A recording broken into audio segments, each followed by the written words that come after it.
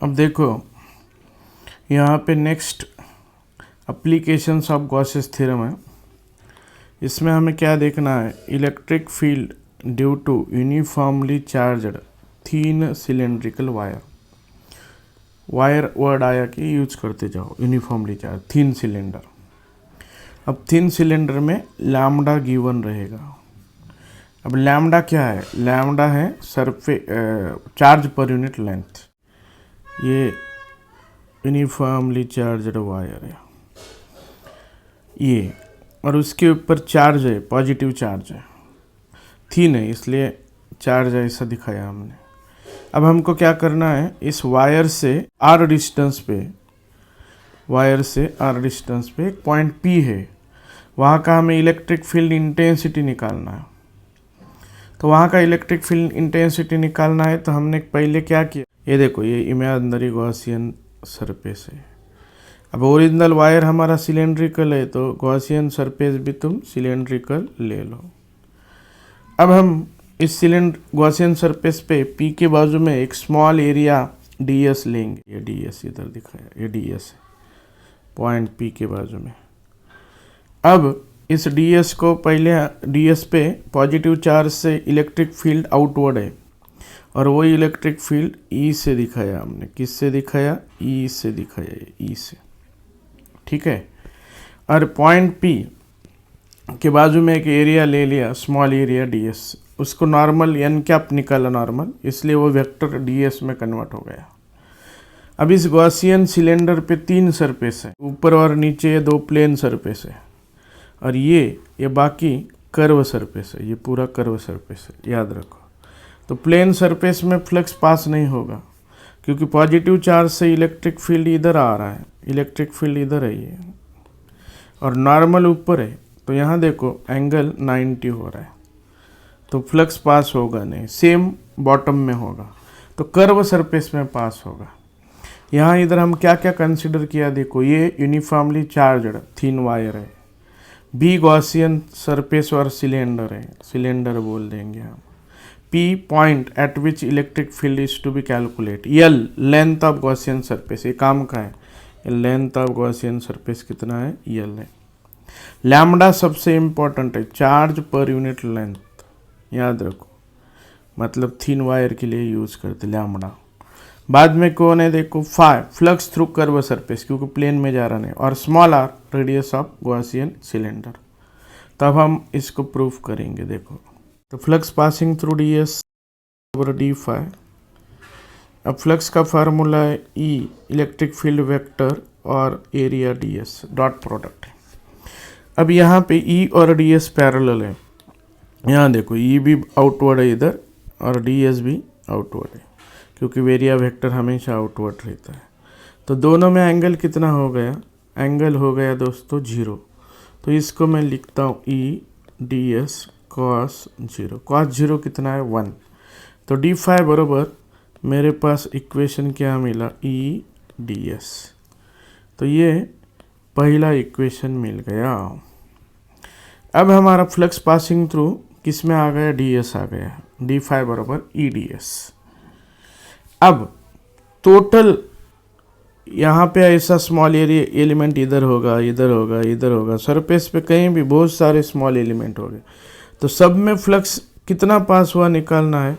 तो मैथ में हम इंटीग्रेशन करते हैं, तो मैं बोलता हूँ flux through entire curve surface और गॉसियन सिलेंडर, एंटायर कर्व बोलता हूँ क्योंकि प्लेन में तो नहीं जा रहा, कर्व सरफेस ऑफ सिलेंडर, यानी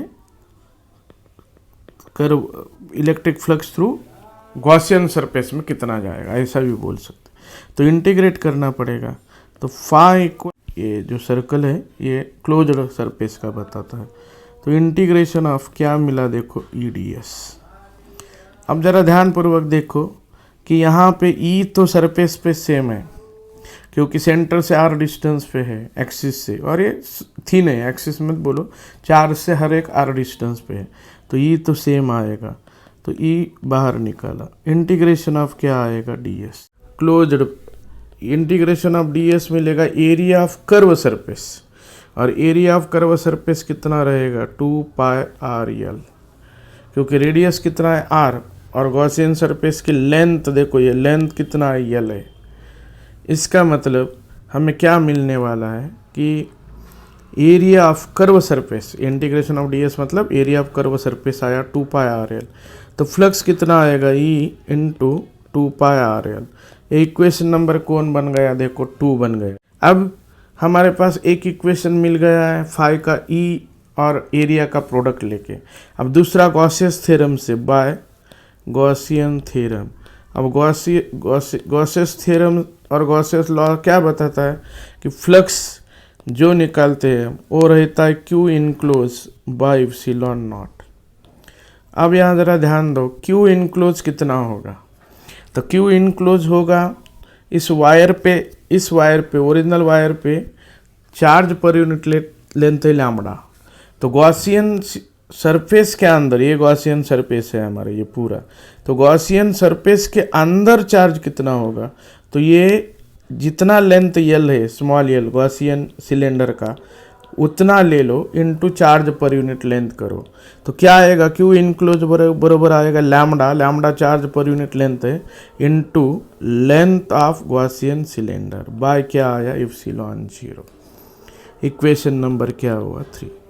अब जरा ध्यान दो 2 और 3 इक्वेशन को हम कंपेयर कर देंगे क्योंकि लेफ्ट हैंड साइड सेम है 2 बराबर 3। तो क्या मिलने वाला है देखो 2 बराबर 3 कर देंगे तो E इंटू 2πr l बराबर मिलेगा lambda l by epsilon not. तो यहाँ क्या होगा l कैंसिल हो जाएगा, तो E के जगह क्या फार्मूला आएगा, तो E के जगह हमारा फार्मूला आएगा lambda charge per unit length by 2π epsilon 0 r।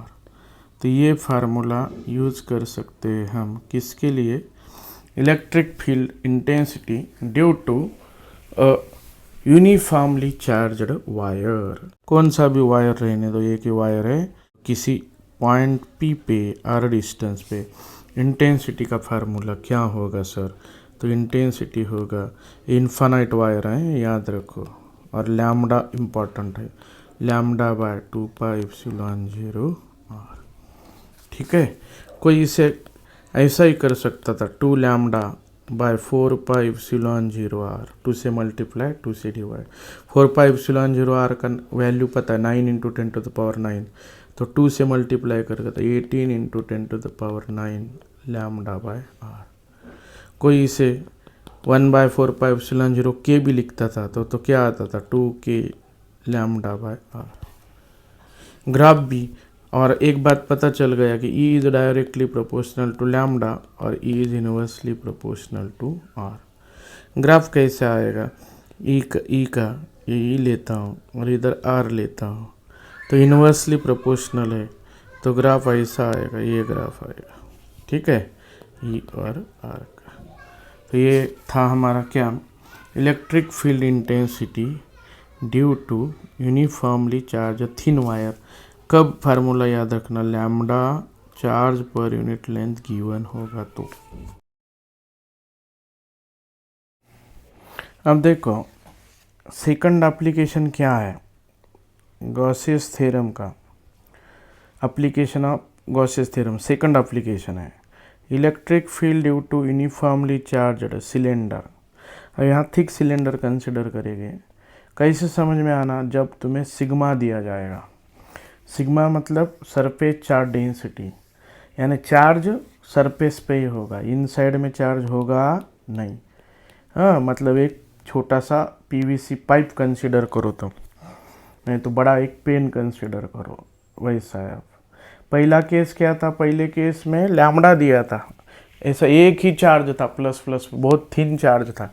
यहाँ पे सरफेस पे है बहुत सारा चार्ज। देखो यहाँ पे ये पाइप है, सॉरी ये सिलेंडर है हमारा, ये ऐसे दिखा है, ये सिलेंडर है ओरिजिनल। हाँ, यहाँ पे दिया ये कौन है, तो ये दिया यूनिफॉर्मली चार्ज्ड सिलेंडर। अब हमको क्या करना है, P पे इलेक्ट्रिक फील्ड निकालना है। ये P पॉइंट है यहाँ पे, देखो यहाँ दिखाया है P पॉइंट। तो P पे निकालना है तो वहाँ पे उसके इंक्लूज करते हैं हम गॉसियन सरफेस से और गॉसियन सिलेंडर से। ओरिजिनल सिलेंड्रिकल शेप है तो गॉसियन का भी सिलेंड्रिकल शेप आ गया, उसे इंक्लूज कर दिया। अब रेडियस क्या हो जाएगा गॉसियन सरफेस का, स्मॉल r हो जाएगा, क्योंकि पॉइंट P का डिस्टेंस एक्सिस से, एक्सिस ये अंदर एक्सिस मान रहा हूँ, देखो यहाँ पे ये एक्सिस लिखा है, तो एक्सिस से डिस्टेंस सेम है, इसका मतलब वहाँ उसका रेडियस हो जाएगा r। वहाँ का इलेक्ट्रिक फील्ड इंटेंसिटी कितना E, वो हमको आउटवर्ड दिखाया क्योंकि पॉजिटिव चार्ज, वो कैलकुलेट करना है। और सबसे इम्पोर्टेंट क्या है यहाँ पे, सबसे इम्पोर्टेंट है सिग्मा, सरफेस चार्ज डेंसिटी, यानी पूरा चार्ज तुम्हारा जो पीवीसी पाइप है उसके सरफेस पे, प्लास्टिक पे, अंदर चार्ज नहीं है। अब यहाँ कैपिटल आर क्या है, तो capital R radius of cylinder है और small L length of Gaussian cylinder. हम फ्लक्स निकाल देंगे, फ्लक्स थ्रू ds, फिर इंटीग्रेशन करेंगे, कितना पास होता है ds से, फ्लक्स थ्रू ds, d5 से दिखाओ। वहाँ का इंटेंसिटी कितना E, वेक्टर E, और वहाँ का एरिया कितना है ds, डॉट प्रोडक्ट ले लो। अब ds और E पैरेलल है तो क्या आएगा, E ds cos 0, तो cos 0 का वैल्यू 1 है, तो हमको क्या मिल गया, फ्लक्स पासिंग थ्रू ds आ गया d5 बराबर E ds। ये पहला इक्वेशन। यहाँ पे ऐसा बहुत सारा ds कंपोनेंट हो गए, यहाँ होगा ds, यहाँ होगा, यहाँ होगा, सरफेस पे हर जगह ds ले सकते हैं हम, स्मॉल एलिमेंट। तो सब में कितना फ्लक्स पास होगा, वो देता है टोटल फ्लक्स। तो total flux through Gaussian surface, Gaussian cylinder. लेकिन गॉसियन सिलेंडर के 3 सरफेस है, प्लेन सरफेस है, इसमें फ्लक्स पास होगा नहीं। क्यों, क्योंकि इनका नॉर्मल इधर आएगा आउटवर्ड और E इधर है, इलेक्ट्रिक फील्ड इस पॉजिटिव चार्ज से आउटवर्ड है। ऐसे नीचे ऐसा होगा, E इधर आएगा, n कैप इधर आएगा। तो ये बाकी, ये दोनों छोड़ के बाकी जो पूरा सरफेस है हमारा, ये कर्व सरफेस है। तो total flux through Gaussian cylinder मतलब कर्व सरफेस में से, कर्व सरफेस ऑफ सिलेंडर कितना आएगा वो हमको निकालना है। तो इंटीग्रेशन करना पड़ेगा क्योंकि ऐसे बहुत सारा छोटा छोटा फ्लक्स पास होगा। तो इंटीग्रेशन ऑफ क्लोज्ड d5। अब मैं क्या करता हूँ, इंटीग्रेशन ऑफ d5 मतलब d5 कौन है, E ds।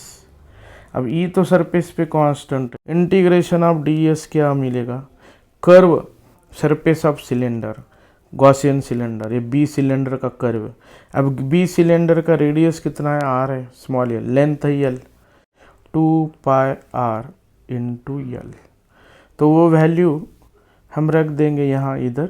फ्लक्स कितना आएगा, 5 बराबर E इंटू 2 पाई r l, इक्वेशन नंबर 2।